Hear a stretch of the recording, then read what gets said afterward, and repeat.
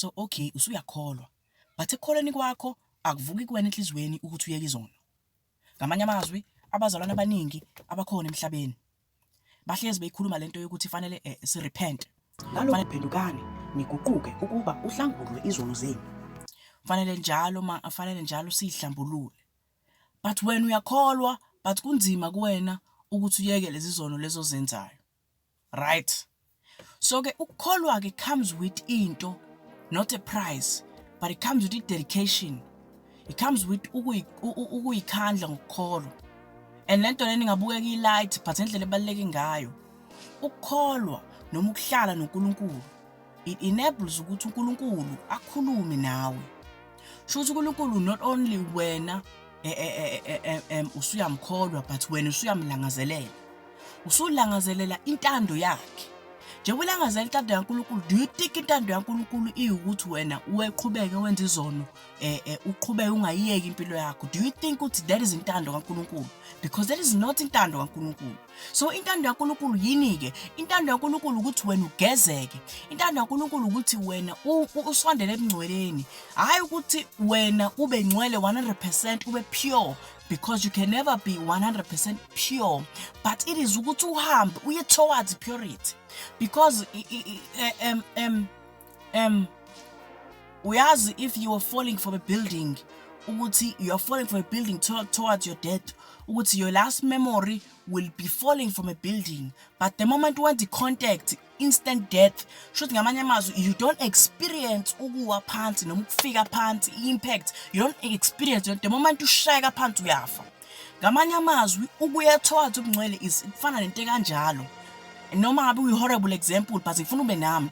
Ukuya towards ubungcwele is like wayigcina uya towards bona, but mase ufikile kubona usuye ebungcweleni, ususebungcweleni, you don't feel the moment of the impact yobungcwele. So uNkulunkulu mangabe sibiza towards purity, mina as ngishumayeza, I am supposed ukuthi ngikutshela ukuthi you are going towards purity, but in no time you find yourself ususebumsulweni. Ngamanye amazwi, wena wayigcina usahamba usaya ekubeni msulwa, manje usumsulwa.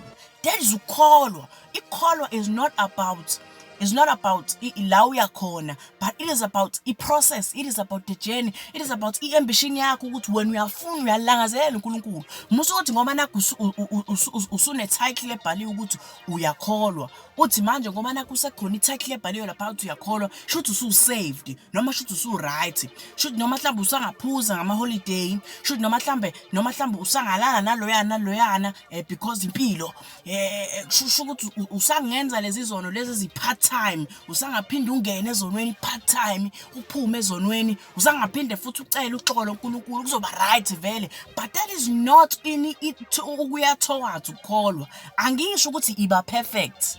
Abantu bazonda leli lokuba perfect because abantu they fail to understand ukuthi lalela, uNkulunkulu wasidala thina to be perfect, and we are all perfect. Noma ngabe senza izono, noma besenza lokhu, thina we are perfect. But the thing is, lo mhlaba esiphila kuwona, the earth that we are in is not perfect.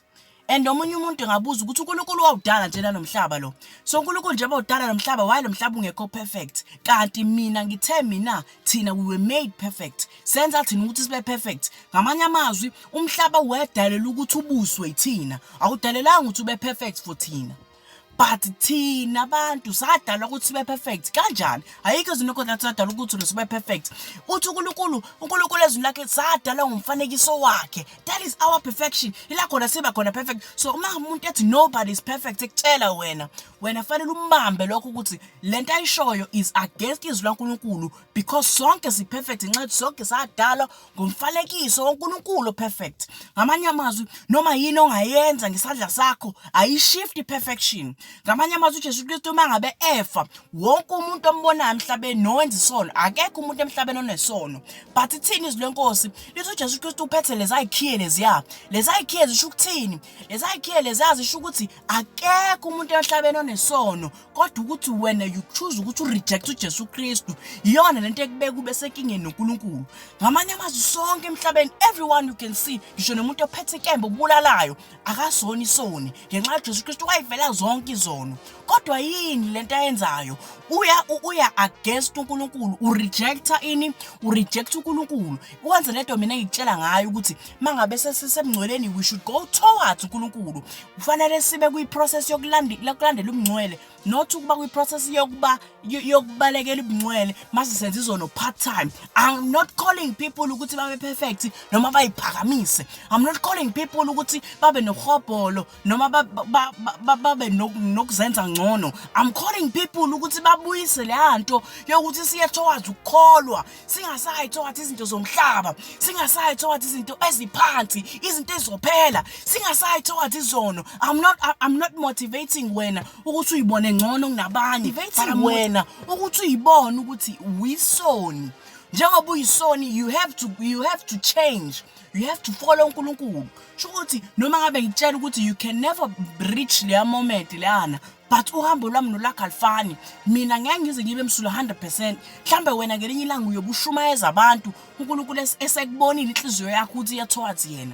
Ngoba uNkulunkulu wakwazi ukubona umbulalo ukuthi umbulalo ufanele ukuthi uPaul lo wayeseshumayela, umbulalo wayibulala amaKristu, wakase kuyena occupy iBhayibheli. Most of incwadi eseBhayibhelini i-majority yazo ezaPaul.